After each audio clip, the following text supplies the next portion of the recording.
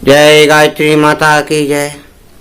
मित्रों, गायत्री मंत्र और गायत्री साधना से आप वाकिफ हैं या नहीं हैं ये तो मैं नहीं बता सकता, परंतु मैं आपको ये विश्वास दिलाता हूँ कि गायत्री मंत्र की शक्तियों का बखान रोज रोज सभी लोग कर रहे हैं और साधनाएं भी कर रहे हैं।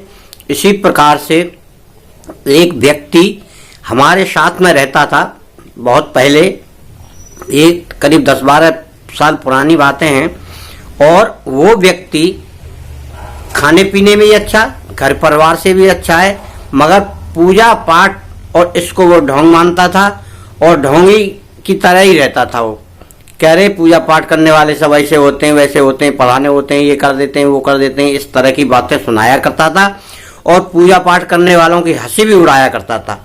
इस प्रकार से जीवन चलता रहा और फिर उसकी शादी हुई। शादी हो गई तो उसको पत्नी मिली पूजा पाठ करने वाली, तो वो पत्नी को परेशान किया करता था और तरह तरह की बातें सुनाया करता था और कहता था इसमें क्या धरा है, क्यों पूछती हो इसको, इसमें कुछ नहीं है, ये सब ढोंग है, ये सब पंडितों का, विद्वानों का, योग्यों का, गुरुओं का खाने पीने का धंधा बना रखा है, आप इसको मत करो। परंतु पत्नी उसकी बात सुनकर मानती नहीं थी। पत्नी पूजा करती थी और तुलसी में जल डालती थी और दूसरे जिस देवता की वो पूजा करती थी, देव की पूजा करती थी, व्रत भी करती थी, परंतु उनके पति महाशय को वो रास नहीं आता था। तो वो क्या करता था, वो लैट्रीन जाकर लोटा में पानी लाता था लैट्रीन का और तुलसी में डालता था। उसकी पत्नी बहुत दुखी रहती थी। इस प्रकार से जीवन चलता रहा। वो माना नहीं, उसको सद्बुद्धि नहीं आई और धीरे धीरे ये क्रिया चलती रही। उसको इसी क्रम में 3 लड़कियां पैदा हुई, एक एक करके। पहले एक हुई, फिर दूसरी हुई, फिर तीसरी हुई। अब बड़ा परेशान रहने लगा। फिर उसके दिमाग ने एकदम पलटा खाया। वैसे तो वो नास्तिक था ही, अब वो घबराने लगा कि अब क्या करूं, क्योंकि एक पुत्र तो चाहिए ही था और उसकी पत्नी उसको बार बार समझाती थी। तब उसके दिमाग ने काम करना शुरू किया, तो हम लोगों से बातचीत करना शुरू किया। फिर हम लोगों को थोड़ा सा उसने सहयोग करना शुरू किया। फिर हमारी बातों पर हंसी नहीं उड़ाता था वो, और धीरे धीरे हमारे संपर्क में आकर उसने पूजा पाठ की क्रियाएं भी पूछी और धीरे धीरे गायत्री परिवार में शामिल हो गया। और गायत्री परिवार में शामिल होकर वो गायत्री पूजा करने लगा और कोई उसमें व्यसन था नहीं, नशा पत्ता भी नहीं करता था, केवल पैसे का लालची था, वो पैसा ज्यादा जोड़ता था। अब उस प्रकार से वो गायत्री मंत्रों में रुचि लेने लगा, साधनाएं भी करने लगा, गायत्री मंत्र के जाप भी करने लगा। तो उसी क्रम में उसको एक पुत्र रत्न की प्राप्ति हुई। अब तो उसके बाद पति और पत्नी दोनों गायत्री मंत्र का जाप करने लगे और आज भी वो जीवित हैं। आज भी गायत्री मंत्रों का और भक्ति भाव में ऐसे रहते हैं वो जैसे पहले कभी नास्तिक थे नहीं। आज भगवान की इतनी मान्यता करते हैं, वो इतनी साधना करते हैं और इतने चरणों में सर नवाते हैं।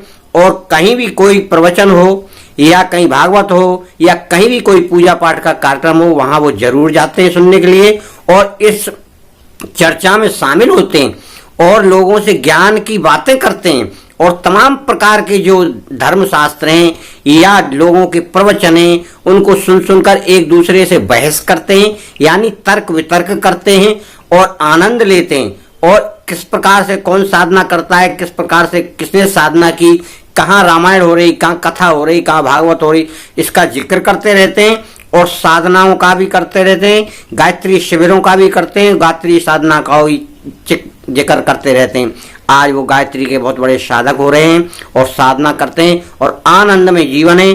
अब तो वो भी रिटायर हो गए हैं और एक लड़का है वो भी नौकरी करता है, लड़कियां शादी हो गई, पति पत्नी दोनों रहते हैं, अच्छा मकान गाड़ी घोड़ा सब बढ़िया भरपूर परिवार है, बड़ा आनंदमय है। तो इस प्रकार से मित्रों मैं आप सबको यही संदेश देता हूं कि आप भी गायत्री मंत्र का जाप करें, चमत्कार तो होगा एक ना एक दिन। आपको केवल तसल्ली रखना है और धीरज रखना है। उसकी कृपा जब होगी तो ऐसे बरसेगा पैसा, धन, दौलत, आनंद कि जिसकी आपने कल्पना ना की होगी। मित्रों मेरी आपसे यही विनती है, आप साधना करें, केवल मन लगाकर करें, ध्यान लगाकर करें और इस प्रकार की साधना करते रहेंगे आप तो आपको आनंद ही आनंद मिलेगा। जय श्री गायत्री माता की जय।